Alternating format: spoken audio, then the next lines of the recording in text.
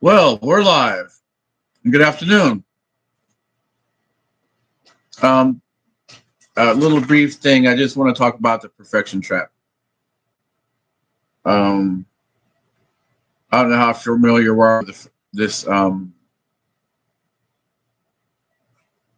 trope, but it's something that's easy to get caught up into, where you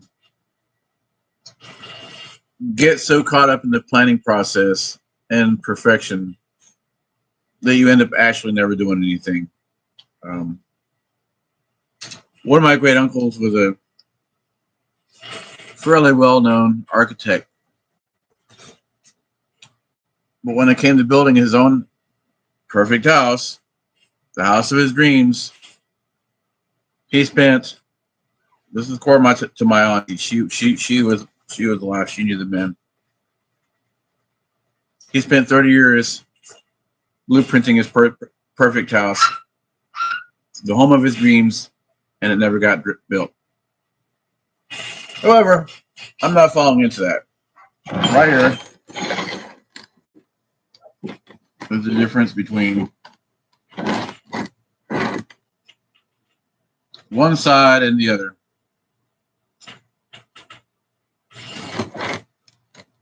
On how far these beams are going to project back. No, what I've decided at this point is to build a wall that have another 1, 2, 3 points of adhesion versus just this much at the bottom where the railing is across 1 inches. I want to have the whole 3x4 be able to be welded in at least three sides of it, causing the lever arm to have more resistance against the pull down, on top of having this 19-inch gusset coming out this far with a 1 inch, I think it's an inch and a half gusset with 1/4 inch gauge walls. So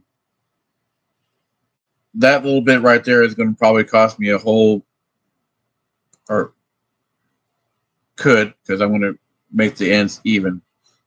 Before I was going to do this, I didn't think it mattered that much, but now it does. Because I don't want to waste the time it takes to use a whole roll, the electricity, and the time being the most valuable of all those commodities.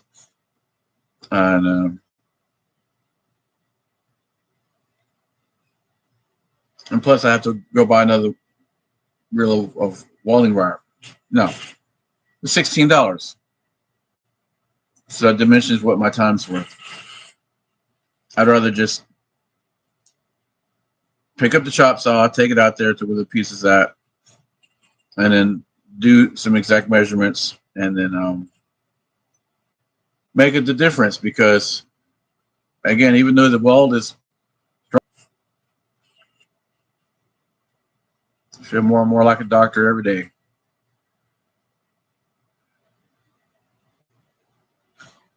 So that's that. Here's how exacting all the cuts I've been making. That was off the end. I want to make sure that I have.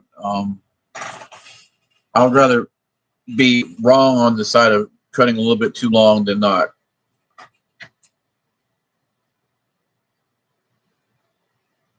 It came out right.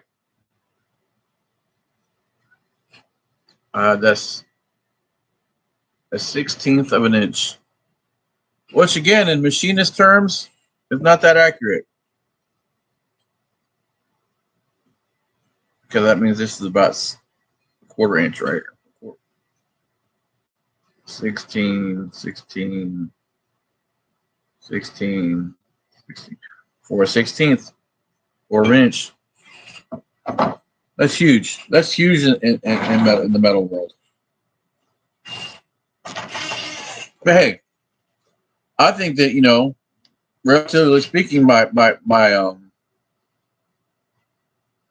curve is relatively flat now, as far as my learning gap. Had I not done the things I've done with metal before, my learning curve will probably be more like this, if not a virtual wall.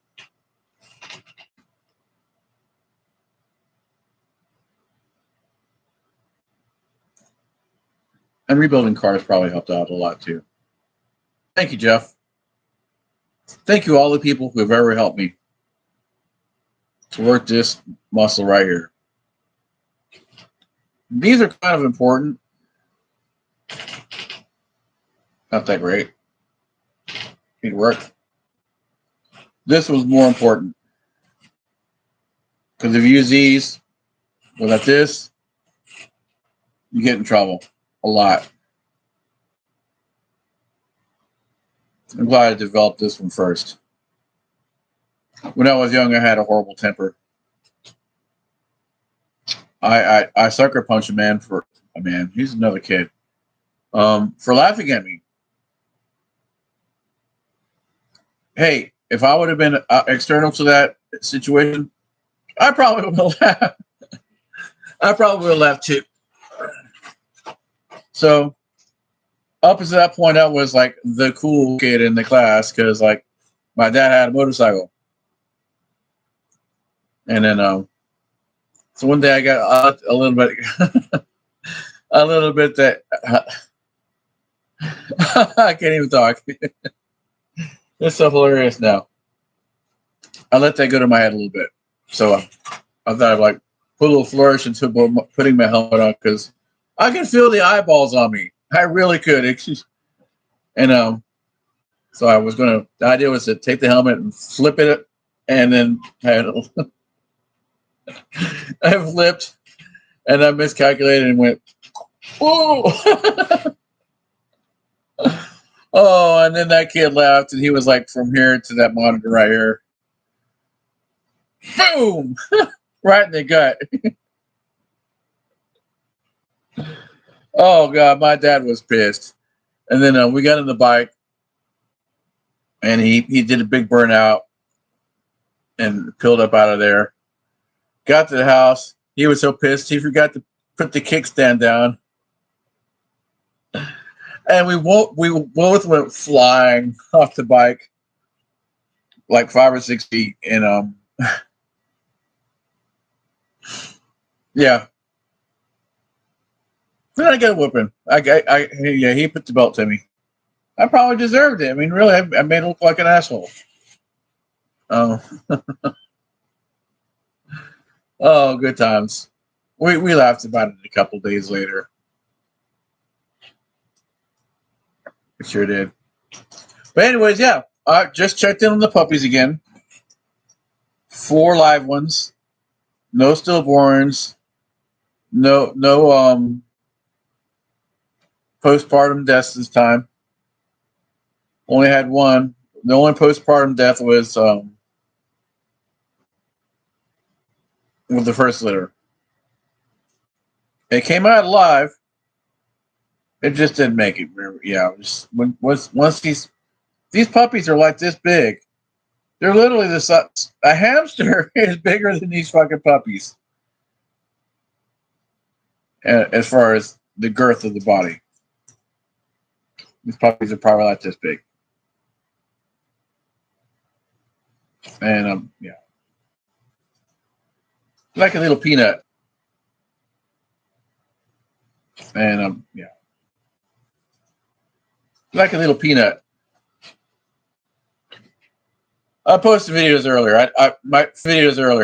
My phone was clogged up. Now I didn't know. Now I know that just deleting videos is not enough to make your phone memory free up. You have to go into the trash file and then delete them there as well. Otherwise, I would have been able to capture the whole birthing situation. I felt I needed help some. The first 2, she wasn't smart enough to pop the sack. No. I rolled over on this tiny little baby with my leg, and that popped the sack. And then it was like hot and warm, really 98 degrees, really warm water. And I was like, and it's all of a sudden because the water burst. So right here on my leg, on the outside of my thigh, I was like, "What the fuck?" Now I knew, and I was asleep. I knew the night before, last night, that she was acting really, really weird. She was like licking me a lot and whimpering, and she was telling me she was about to have her puppies. And well, I'd already prepped the birthing crate. I've got a clean towel in there. I got a water container in there for her and a food container, so she doesn't have to leave. Um, she probably won't poop for a couple days. Her intestines will expand back out to the point where they're normal versus they were probably compressed by the puppies and the what are these things called? It's the afterbirth. There's a name for it. The placenta. Almost negligible. So she probably won't poop for a couple days, and all her nutrition going to making milk anyways. So there won't be any waste product left at all from her, or virtually little. Pepita, come here, come here, come here. I know this for sure because this one right here. She's had 3 litters in that through the whole process. I remember that she didn't poop for a couple days. This is the one left from the last litter where I sold 4 of them. I mean 3. The one before she only had 3. 2 died, and one I gave one to a friend. Friends like that, I don't need enemies. So yeah, she's got food in there. I went when I was at the grocery store. I got them more for her than anything. Refrigerated dog food, because the protein quality is probably higher than dry dog food or even the Beneful or anything like that. It's closer to fresh meat than anything. Now later on in the day, when I go to cook dinner, I'm probably going to give her about half a pack of some stir meat, and I actually got it to share with her, and because she's going to need all the protein, and I'm going to change her water out for milk. She needs all the protein she can get as quickly as possible. She just birthed 4 babies. Most chihuahuas give 2 or 3. Again, the other one, no. Well, I guess for her normal was 3 or 4. So I guess 2 to 4 would be kind of the normal parameter for that.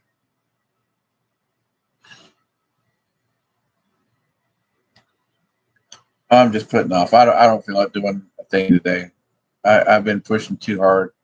Now, mind you, it should take less time than 3 months to do this, but I'm still deep in the depression. Not as deep as I was before, but I'm. And then plus working like the devil for the last 5 years, I didn't hardly ever take, except for the last year. But I was still working 3 weeks, 4 weeks, 2 weeks, like the devil, on like 60, 80-hour weeks, which to me, for compared to my circus life, is a part-time job.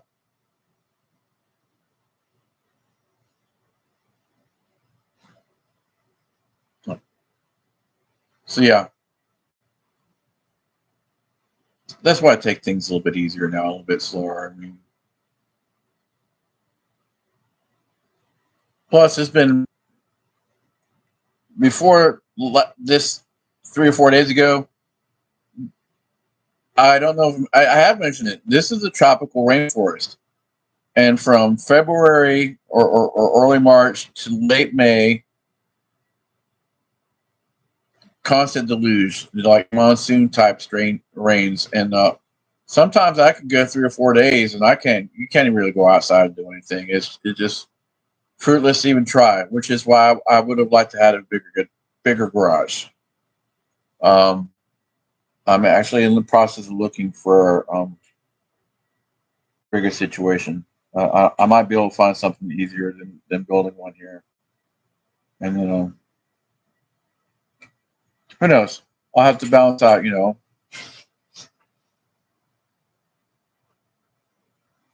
I've seen several eligible properties with a bigger garage than this for like $90,000 to $130,000, and I might just move.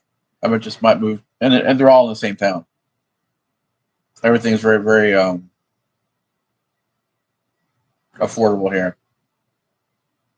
Like this place right here, this place would probably if this were in West Asheville, this probably $1.25 million, and like I don't no fucking way.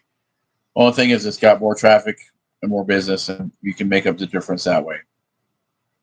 If I were to operate a car lot, I might be able to do that from here. I've got 210 foot of frontage that way along the front, and I could just start rebuilding Volkswagen Bugs. I think even at the rate of pace of work that I'm doing work right now, I could probably do one in 5 days, minus machine shop or plus machine shop turnaround time and transportation issues, which is part of the reason why I want to get my other truck here. I can use that for transporting parts and towing vehicles behind it, because it's got a 7.9 turbo diesel, and the fuel economy would be significantly lower because it has a 6-speed transmission instead of a 4-speed transmission, and bigger engine is more efficient in actuality when you have the proper transmission behind it. Hell, I could probably just even hollow it out and just put two Volkswagen Bugs in there and transport them back here at a time, and then plus a trailer with 2. That's 4, and then spend a good month doing those. Again, that's later on in the winter time or fall when I'm not doing ice cream and building a taco truck. If I had employees, I would more than likely go to the there's an idea right there. Go to the local community college and recruit auto body technician students who want to learn, and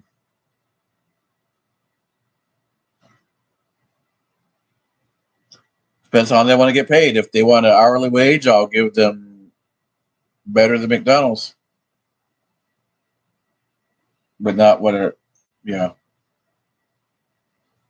Or if they can hold off, if they have the wherewithal to hold off, I'll give them a percentage of the take of the sale of the vehicle. If they have the ability to have delayed gratification, or maybe a hybrid of the two. Maybe I give them $5 an hour, and then instead of 10%, 5% of the sale of the vehicle. But a hybrid or a pure profit sharing ensures that they have impetus in their work ethic, and B,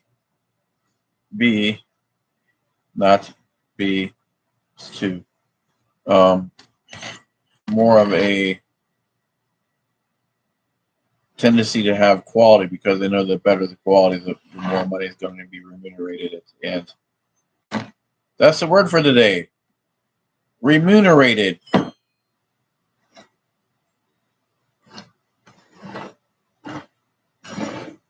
But anyhow, it's been 4 hours since I ate anything. But it's 9 o'clock.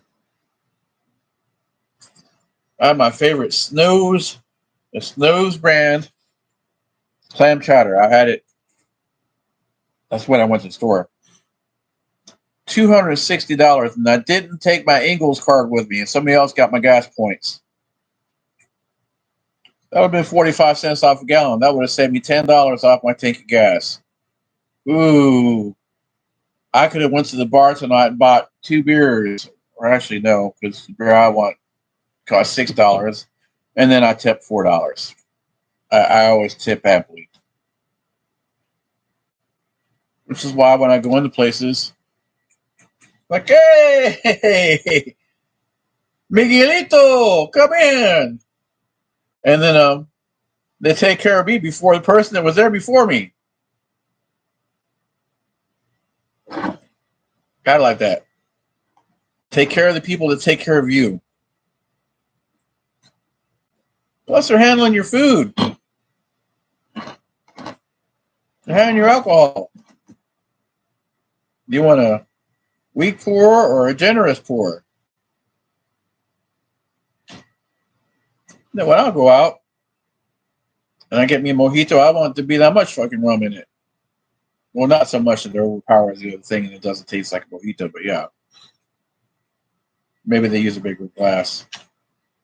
And then the customer said to me, like, I don't remember mojitos coming in that glass that big. And they're like, well, it's because it's for me. I'm special like that. Now, some people might think I'm special, but whatever. I'll consider the source on that one.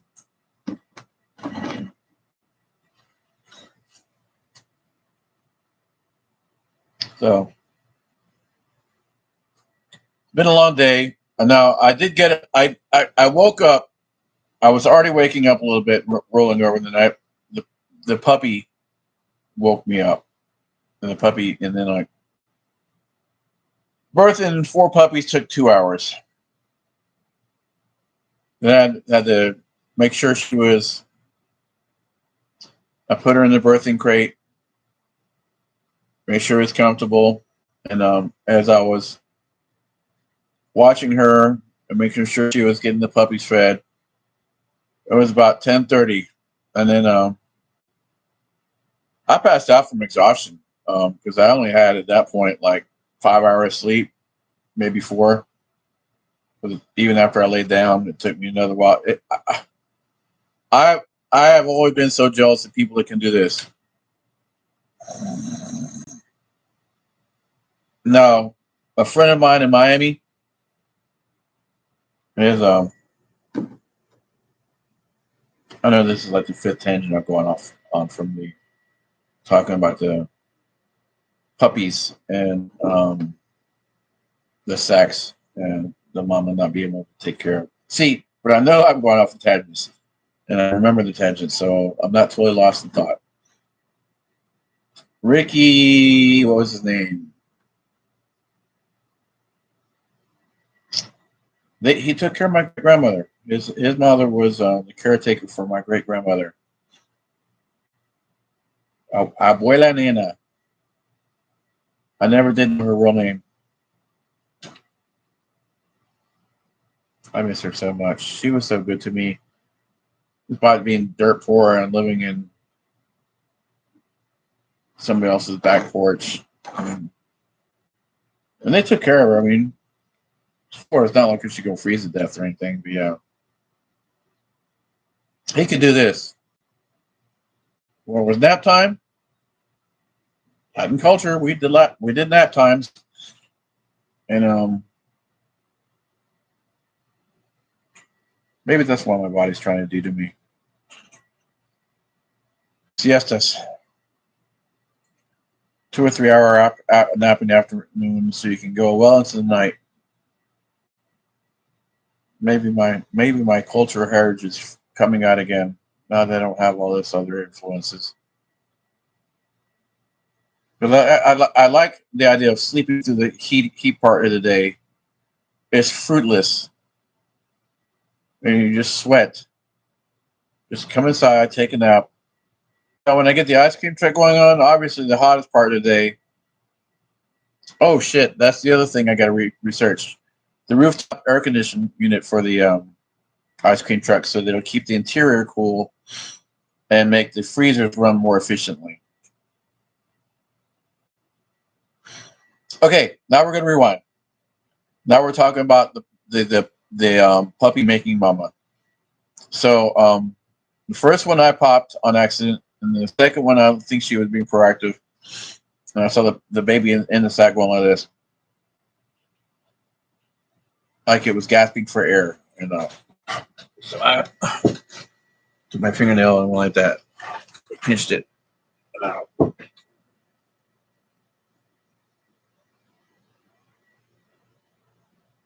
She got the third one.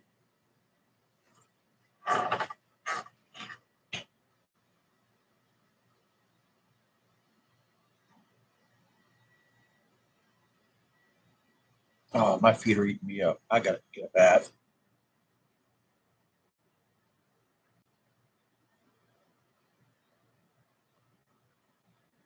I think I'm gonna temporarily install a bathtub into this area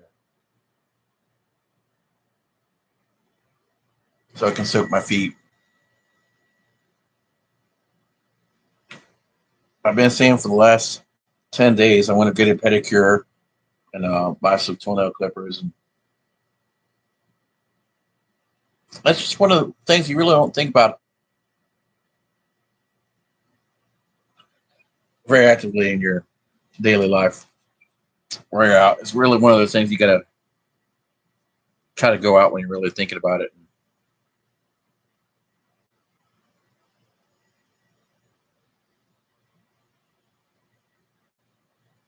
It's 8:30 in a tiny town,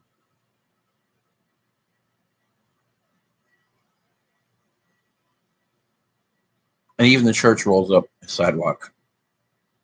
But yeah, most things are closed about 7 o'clock on a Sunday here, except for the grocery store. But even it closes. They have a Super Ingles. A Super Ingles closes at 11 p.m.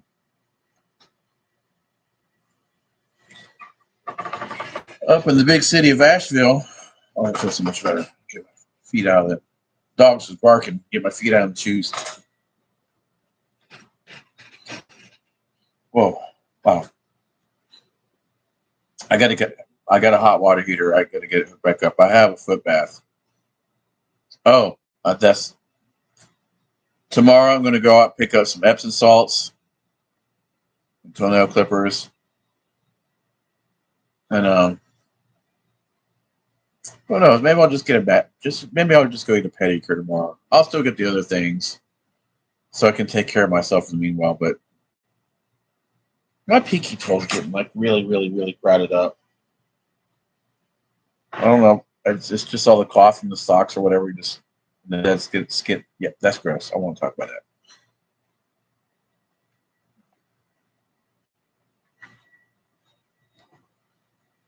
But I do think I want to get something to eat here in a little bit. I want to clean the rice cooker out. Uh,